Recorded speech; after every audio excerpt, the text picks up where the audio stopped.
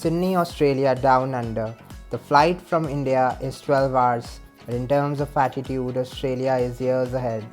Barbecue, beer, babes, boats, beaches, surf, sun, sand, cricket, rugby. This is the passion out here.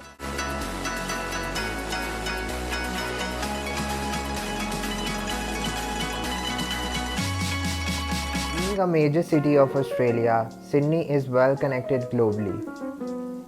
From India, the direct flights to Australia are available only from New Delhi. The cheapest deals would usually be available from Chennai.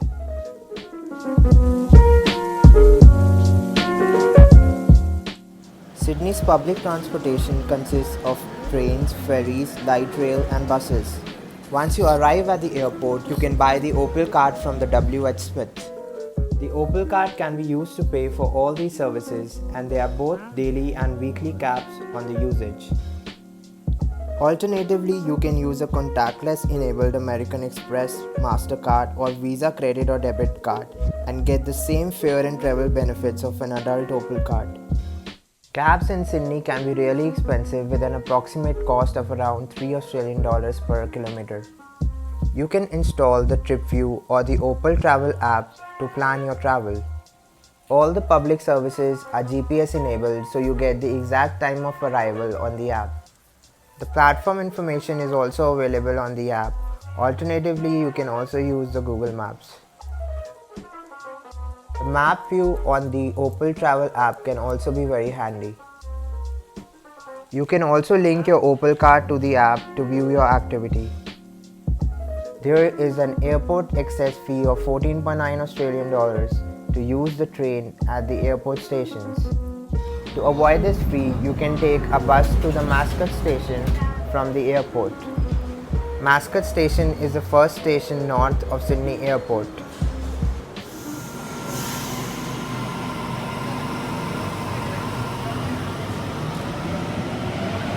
Trains do not operate between 12 p.m. to 5 a.m. At this time, you can take the night bus.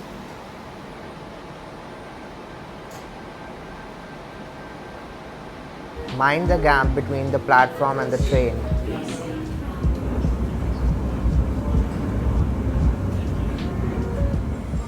Light rails are a bit like trams and they run through the streets. Sydney is also very pedestrian friendly. Riding a ferry from the harbour is a quintessential Sydney experience. There are 8 routes to choose from. In my view, they are the best way to see the city. You can plan your experiences and tourist attractions using the Viator app. The tourist pass to see Sea Life Aquarium, Sydney Tower Eye, Madame Tussauds and Wildlife Zoo costs around $80 Australian dollars. The pass is for single entry and is valid for a month. You can also register on the Sydney Opera House website to get 2-for-1 deals every week. Import exchange bureaus know you have nowhere else to go, so the fees can often be quite high. If you are planning to use a ATM, then beware of the dynamic conversion charge. For example, if you are an Indian using an Australian ATM, you may be offered the choice to pay for your transaction in Indian rupees. On the surface, it seems like a helpful service. After all, doing your mental calculation in Indian rupee would be easier than Australian dollar. However, what you gain in familiarity, you lose in cost. You should choose to pay in the local currency, that is Australian dollars, because this means your home bank will be responsible for the currency conversion. And by and large, banks give the customers fair exchange rates on these transactions. You can also be charged the ATM withdrawal fee starting 2.5 Australian dollars. You can get a SIM card for as low as 10 Australian dollars at the arrivals at the Sydney airport. The operators selling SIM card are Lebara, Vodafone, Optus and Telstra. Central Station connects with intercity rail, buses, coaches and light rail. For backpackers travelling on a budget, Sydney Central VIA is a great option. A place in a 4-bed dorm will cost 40 Australian dollars for a night.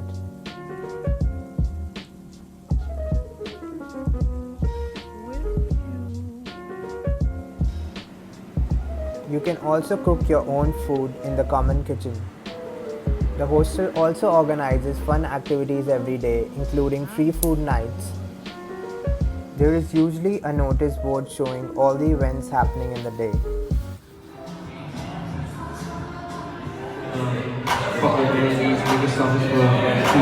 Yeah, guys, what you need, what you want.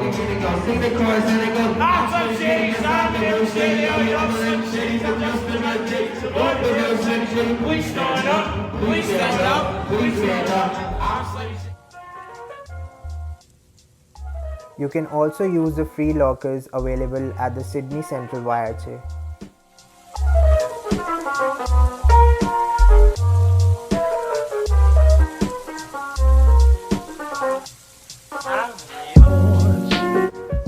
Another option is the Railway Square YHA, which is just next to the central station, again costing around 40 Australian dollars per night. For some cheaper options, you can head to King Cross, which is a lively backpacker hub in Sydney. Jackroo Hostel is just next to the King Cross station and has options available starting from 20 Australian dollars a night. However, there are parts of King's Cross that retain the reputation of being seedy.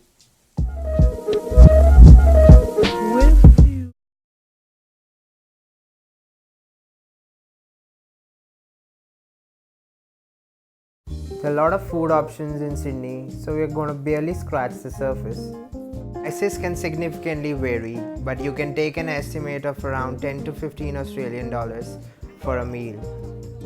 Head to Emperor's Bakery in Chinatown and try the custard puffs for 40 cents each and some cocktail buns for $2.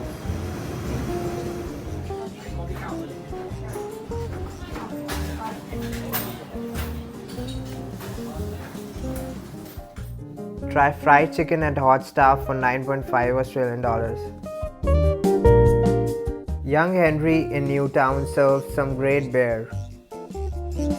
Flynn Cafe has some great chocolates and coffee. And some bubble tea at chat time.